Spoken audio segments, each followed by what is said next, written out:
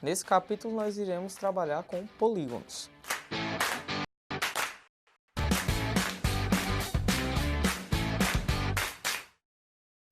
Bem, nós vemos polígonos no nosso dia a dia e nem de tal coisa nos tocamos. Por exemplo, numa colmeia de abelha, se nós notássemos, nós temos aqui um polígono para representar. Então, que tipo de polígono seria esse? Como esse meu polígono possui 6 lados, ele possui uma certa denominação, que nós vamos ver mais à frente. Bem, chama-se polígono a região do plano que ela é limitada somente por segmentos de reta, 2 a 2 consecutivos, lembrando, ou seja, um atrás do outro, e não colineares, ou seja, não podem estar na mesma linha. Então aqui nós temos um exemplo de um polígono de 7 lados. E aqui nós temos um polígono de 5 lados. Então nós vemos aqui que essas minhas outras figuras não são polígonos. Mas por que não são polígonos? Perceba que elas não são limitadas somente por segmentos de reta. Perceba que elas 2 a 2 não são consecutivas e perceba que algumas também são colineares, ou seja, os meus pontos não obedecem às minhas regras dos polígonos. Bem, os nossos polígonos podem ser classificados em côncavos ou convexos. No polígono convexo, é todo polígono que tem a seguinte propriedade. Vou pegar aqui um segmento de reta e vou traçar pelo meu polígono. Perceba que toca em apenas 2 pontos do meu polígono. Então, ele pode ser chamado de polígono convexo. Não importa onde eu passe as minhas retas, ele sempre vai tocar em 2 pontos, contanto que seja uma reta passando por ele. Já no polígono côncavo, quando eu passo um segmento de reta, como no meu segundo exemplo, ele toca em mais de 2 pontos do meu polígono. Então, basicamente, se eu passar um segmento de reta aqui, eu vou ter que vai tocar nesse meu ponto, nesse e no outro. Ou seja, tocou em mais de 2 pontos. Ou seja, nós podemos classificar esse polígono como um polígono côncavo, ou até mesmo não convexo. A denominação dos meus polígonos vai variar de acordo com o número de lados. Um polígono de 3 lados é o triângulo, de 4 lados, um quadrilátero, de 5, um pentágono. São os mais conhecidos tipos de polígonos. Então, se nós notássemos, existe uma relação entre o número de lados e a denominação de cada um deles. Lá na introdução, nós vimos que as abelhas, nas colmeias, têm um polígono de 6 lados. Então, esse polígono nós podemos classificar como hexágono.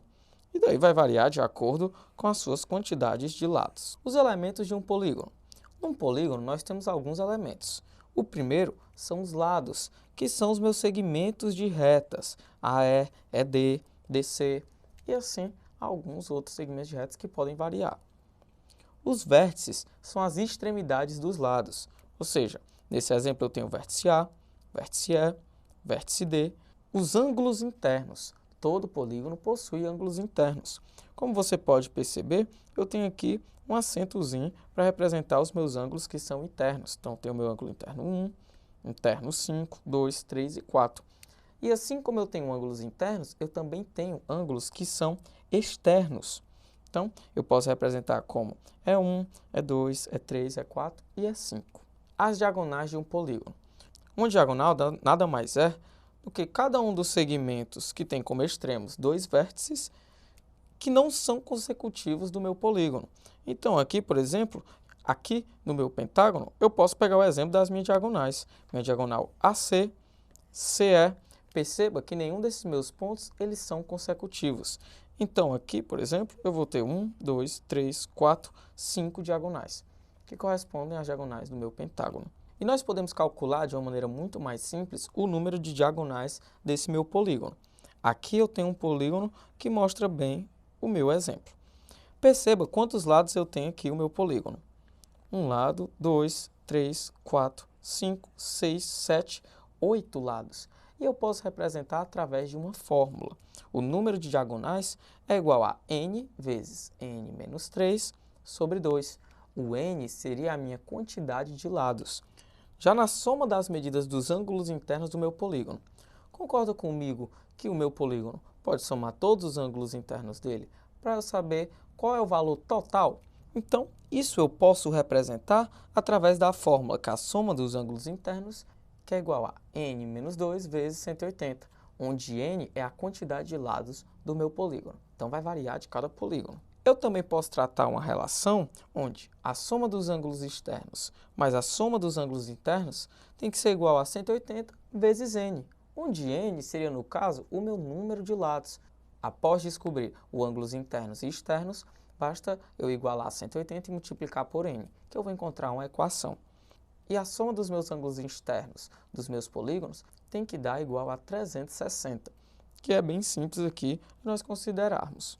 Ou seja, daí nós podemos tirar uma relação. Nós podemos dizer também sobre polígonos que são regulares, que no caso é todo polígono equilátero e equiângulo, ou seja, possui os lados com a mesma medida e os ângulos também. Então aqui eu tenho um exemplo, né, de pentágono, bem simples, mostrando que ele é um pentágono regular, ou seja, mesma medida para lados e mesma medida para ângulos. Nós podemos perceber algumas relações. Em todo polígono regular com um número par de lados, o número de diagonais que passa pelo seu centro é igual à metade do seu número de lados, como nós podemos perceber aqui no nosso quadrado. Em todo polígono regular com um número ímpar de lados, o número de diagonais que passa pelo seu centro é igual a zero. Então, a gente pode perceber aqui no nosso pentágono que isso ocorre de vez. O centro de um polígono regular é também o centro das circunferências que o escreve e o circunscreve, ou seja, que pode estar dentro ou fora do meu polígono. Agora nós temos aqui os polígonos regulares e como determinar suas medidas. Aqui eu posso determinar os ângulos internos do meu polígono regular, onde n seria também o número de lados. No caso, eu vou ter que a minha fórmula dos ângulos internos, n menos 2 vezes 180 dividido por n, onde o meu n é a quantidade de lados. Um polígono regular de n lados possui n ângulos externos que são congruentes, ou seja, possuem a mesma medida. Então, eu posso representar os meus ângulos externos igual a 360 graus dividido por n, onde n vai ser a quantidade de lados. E nós também podemos identificar nos polígonos regulares o meu ângulo central. Esse meu ângulo central é esse ângulo aqui que se encontra na minha região, basicamente no centro. Então, eu sei que a forma para calcular o meu ângulo central dos meus polígonos regulares é igual a 360 dividido por n, bem semelhante à fórmula vista anteriormente. Algoritmos e fluxogramas. Para utilizar algoritmos e fluxogramas, eu utilizo esses fatores para organizar minhas ideias, para fazer passo a passo para eu realizar, no caso, qualquer tipo de tarefa ou operação matemática. Nós podemos utilizar a forma ovulada, que indica o início do processo. O retângulo indica as fases de ação contínua. O losango, que vai indicar que uma decisão terá de ser tomada para dar continuidade a esse processo. E o paralelogramo indica o armazenamento de dados. A seta, que vai indicar o sentido do fluxo de dados. Então, aqui eu tenho um fluxograma, onde eu tenho todos os meus elementos muito bem distribuídos aqui e orientados pela minha seta. E aqui eu tenho o passo a passo realizado por cada um deles. Bem, agora vamos para o nosso exercício. Pentágonos regulares congruentes podem ser conectados lado a lado, formando uma estrela de 5 pontas, conforme indica a figura. Perceba que a questão nos diz que são pentágonos regulares. Nessas condições, a medida do ângulo θ é... Bem, inicialmente vamos saber o ângulo interno entre esses meus pentágonos. Eu tenho que a soma dos ângulos internos é igual a n menos 2 vezes 180. No caso, como são pentágonos, eu tenho que a soma dos ângulos internos é igual a 5 menos 2 vezes 180. 5 menos 2 é 3. Então, eu vou ter que a soma dos ângulos internos é 3 vezes 180, cujo meu valor vai ser igual a 540 graus, que é a soma dos meus ângulos que são internos.